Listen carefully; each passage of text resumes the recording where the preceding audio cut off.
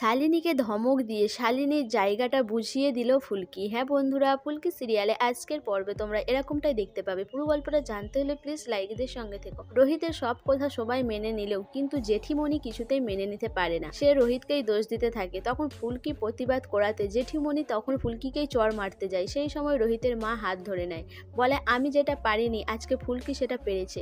এরপর ফুলকির কথা শুনে জেঠুমণি ওখান থেকে রাগ করে চলে যায়। এদিকে ফুলকি বলে যে এত গোপন কথা আমাদের বাড়ির লোক ছাড়া তো কারো জানার কথা নয়, তাহলে মিডিয়ার কাছে এগুলো গেল কি করে? তখন ঈশিতা বলে যে তুমি কি বলতে চাইছো? তখন ফুলকি বলে আমি যেটা বলতে চাইছি সেটা পরিষ্কার করেই বললাম।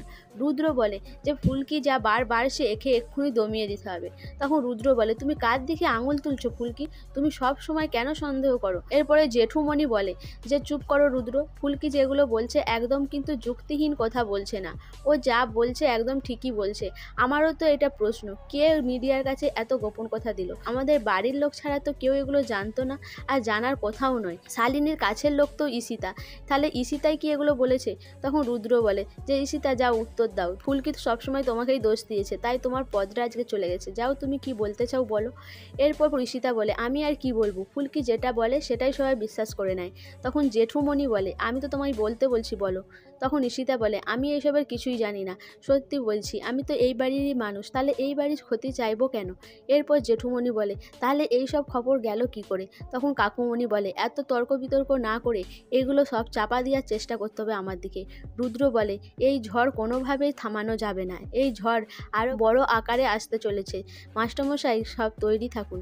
তখন মাস্টারমশাই রুদ্রর দিকে তাকাতে রুদ্র বলে যে না আমাদের সবাইকেই তৈরি থাকতে হবে। এরপরে শালিনী এসে বলে বন্ধু তুমি আমাকে বিয়ে করবে বলেছিলে, এই বলে সে তার একটা মালা নিয়ে পরিয়ে দেয় রোহিতকে পরানোর সাথে সাথে ফুলকি এসে সেটা ছিঁড়ে ফেলে দেয়। শালিনী কান্না করতে থাকে, বলে আমার মালাটা ছিঁড়ে দিয়েছো কেন? এরপর ফুলকি বলে এটা নিয়েও আবার নিউজ হয়ে যাবে, কে কখন গিয়ে খবর দিয়ে দেবে। এরপর রোহিত শালিনীকে জোর করে ঘরে ধরে নিয়ে চলে যায়। এদিকে টিভিতে টক শোতে দেখানো হয় যে রোহিতকে নিয়ে কাঠগড়ায় দাঁড় করানো হয়েছে। রোহিতকে সবাই দোষ দিতে থাকে যে রোহিত শালিনীকে বিয়ের প্রস্তাব দিয়েছিল, আর সেটা না করার কারণে শালিনী আবার মানসিক রোগী হয়ে গেছে। এইসব নানা রকমের প্রশ্নের মুখে পড়ে রোহিত আবার ভেঙে পড়ে। এইসবের নিয়ে আবার জেঠিমণি এসে আবার রোহিতকে কথা শোনানো শুরু করে। এদিকে আগামীতে দেখানো হয় যে শালিনীকে ফুলকি বলে যে আমি যেটা বলছি সেটাই করবে, তুমি আমাকে ভয় পাও নাকি? আর তোমার এই ভয় পাওয়াটাই আমি কাটাবো। তোমাকে সবাই প্যাম্পার করে মাথায় তুলেছে, আর সেটা করা উচিত হয়নি, যাও ওগুলো গিয়ে সব তুলো, একদম আমি যেটা বলছি সেটাই করবে। তখন শালিনী কিছুই না বলতে পেরে ফুলকির কথা শুনে সব কিছু গুড়িয়ে তুলতে যায়।